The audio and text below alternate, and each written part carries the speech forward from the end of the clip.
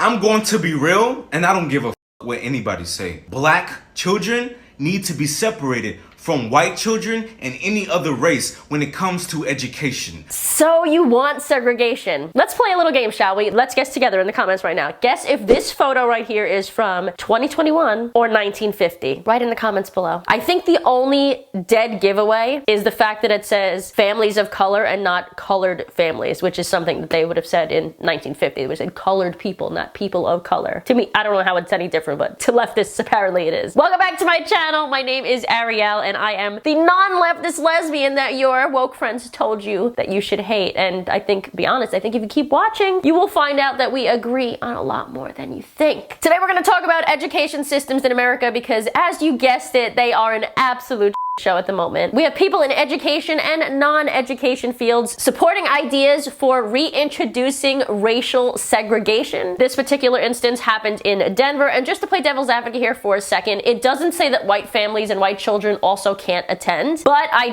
to play devil's advocate to myself, if this said white families, night, would we have the same reaction? I'm just to be fair, would we all feel the same about it? Let's compare this to LGBT events 15 years ago and LGBT events now. Back when I first came out, like 16, 17 years ago, I would have been thrilled if they had an LGBT pride or LGBT family night. And I would have been equally as thrilled if straight people came out to show their support. Now, if people who aren't queer, whatever queer even means, if they show up, if straight people show up in our spaces, people get pissed. You're being intrusive. You're not allowing us to our own safe spaces. Okay, I'm just saying, I think it's a slippery slope. Me and Brad first met, I didn't think we'd get along, but turns out we kind of agree on everything. Your racial identity is the most important thing. Everything should be looked at through the lens of race. Jinx, you owe me a Coke.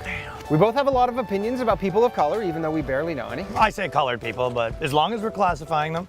This video really is truly evergreen, isn't it? But yeah, back to woke TikTok dude. Because no other race, especially white people, will tell the black person's history truthfully about where they come from, who they are, and what they are. If he's specifically talking about slavery, wait until he hears that, and I'm going to read this from my phone because I don't want to get the quote wrong. This is a direct quote from Thomas Sowell. More whites were brought as slaves to North Africa than blacks brought to slaves to the United States or to the 13 colonies from which it was formed. White slaves were still being bought and sold in the Ottoman Empire decades after blacks were freed in the United States. Now, if this woke pro-segregation TikTok dude simply wants more black history in the classrooms, I think that's fair, and I think that's good. But I think what pissed everybody off in the first place is that he called for segregation to make this happen. But don't worry, we now have degrees from universities in black studies, which I guess would be kind of cool, and anti-racist communication. Seriously, it's a thing. The University of Waterloo's Senate approved 2 new diplomas Monday in black studies and anti-racist communication that addresses an obvious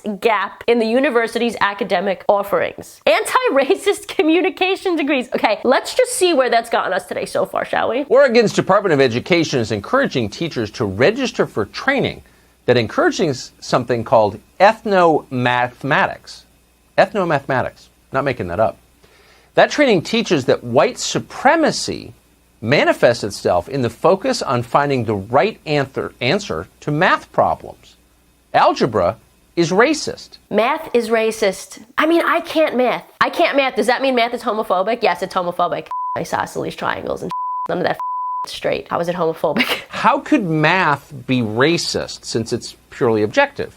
Well, that's a really good question, but to answer that question, you also have to understand that objectivity is now considered racist. In Oregon recently, the governor removed reading, writing, and math as requirements for graduation to help students of color. Because suggesting that black students can't read isn't racist or anything. Neither is suggesting that they are too stupid to know how to get an ID. Talking to you, Joe Biden. Let's see the quote. The concept of mathematics being purely objective is unequivocally false, and teaching it even much less so. The document for Equitable Math Toolkit reads, upholding the idea that there is always a right and wrong answer perpetuates objectivity as well as fear of open conflict.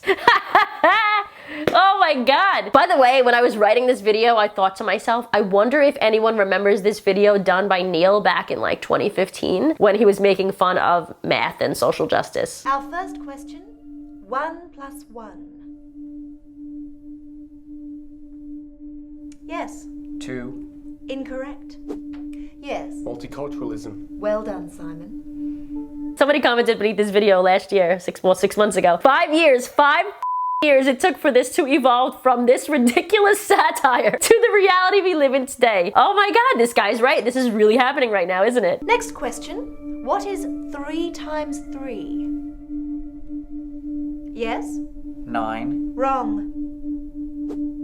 Yes, Penelope. Gender equality. Very good, Penelope. By the way, this is one of my favorite videos on YouTube. Go and watch if you haven't already. I have it linked below for you guys. By the way, using big words now is also a form of white supremacy. Kimberly on Twitter said, using big words is another form of white supremacy. Blacks who live in urban areas don't have the same access to education as whites. This makes them less smart. If you feel the need to communicate like you're a thesaurus, you are probably a white supremacist. Maybe anti-racist or anti-racism communication degrees aren't the best idea. Can we admit for like a second that like when people of color obsess over race, it's usually them believing that they are inferior? Like obviously they're not. Like it's just like they're admitting to. Like, I don't know. Just something to think about. So what else can they do to fix this, racist systemic racism issue? So far they have created racial student categories. Those categories are students of color minus Asian, because we all know that Asians are white adjacent,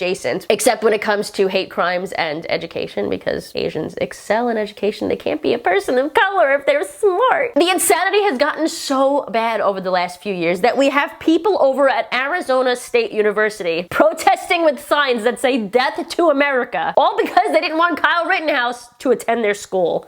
We want to say Kyle Rittenhouse is not just any random killer. He's a white supremacist killer. He is a vigilante.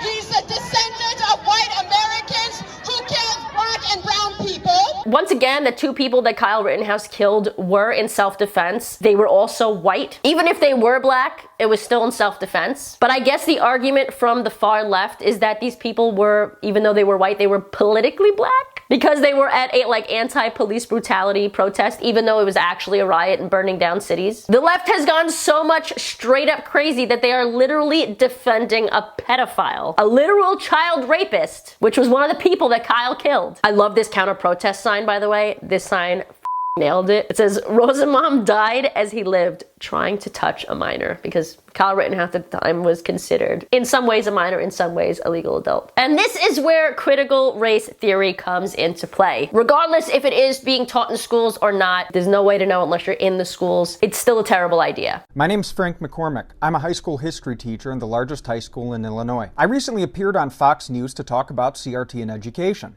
Not long after, a school board member in my district went on Facebook to publicly accuse me of being hate-motivated, doing the work of racism, and misinforming the public. So I have a choice to make. Option A, I stop this, I try to explain to her I'm not any of these things, I apologize and try to save my job and my pension. Then there's option B, expose her, expose my school district, burn my career to the ground. Let's go, Brandon. I'm gonna guess he chose option B because he is here spilling out all the bullshit on critical race theory. My question is, does any of this actually help fight racism? Watch what Thomas Sowell had to say about this in the 90s. Let's take it first from the student standpoint. Of 312 black students entering Berkeley in 1987, all were admitted under affirmative action. You say that 70% of those failed to graduate. What would you tell those students to do under the circumstances, knowing that statistic? I would tell them what I've told students in general of all races to do, which is to go to schools that match your educational capabilities at the time. He also said this in an interview. He said, affirmative action promotes mismatching of students and institutions. Many minority students are encouraged to enroll in universities where the demands are too much for them. It is no favor to push students into institutions where they cannot succeed. Full agree. I personally have always stood by the idea that it's not so much about race, it's about culture, it's about how you're raised. But we know, of course, that the far left makes everything about gender, about sex, about sexual orientation, about race, which is why we have videos like this. After 10 plus years in education, I tendered my resignation today, drove home for the last time, and won't be returning. I was already feeling a high level of teacher burnout and struggling to meet the day-to-day demands of the education field.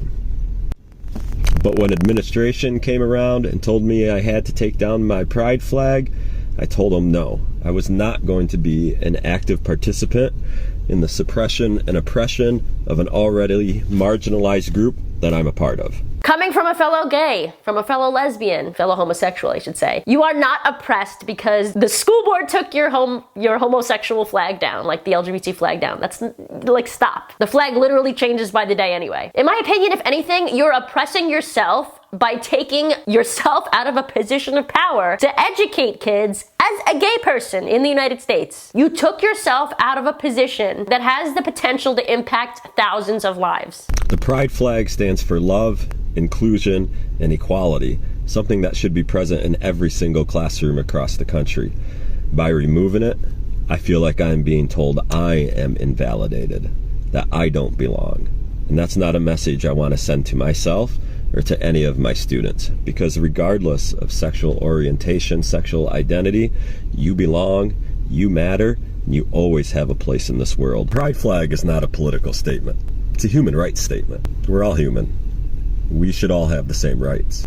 No, it's not a political statement technically, but because of people on the far left, the flag now is considered a symbol of progressiveness. Maybe it's the insanity going on within the LGBT community that's making people in these schools want to take down the flags, not having to deal with them. Maybe the American flag stood for everyone to begin with. It makes me question, honestly, like, what does it mean to be an American these days? Is it about being born here? I guess not, because people that are born here aren't proud Americans, and people that migrate here and love this country and fight to be here are proud Americans. Is it simply about where you live and who you pay taxes to? Is it about morals and values? I don't know at this point. And I'm worried because of what they are now teaching kids in public schools. But let me know what you guys think. And if you are not subscribed, make sure to subscribe to my channel. And also follow me on Facebook. I've been posting 4 videos a day over there, mainly talking about and critiquing political issues. Other than that, I will see you guys back here in a few days with a brand new video. Until then, I love you.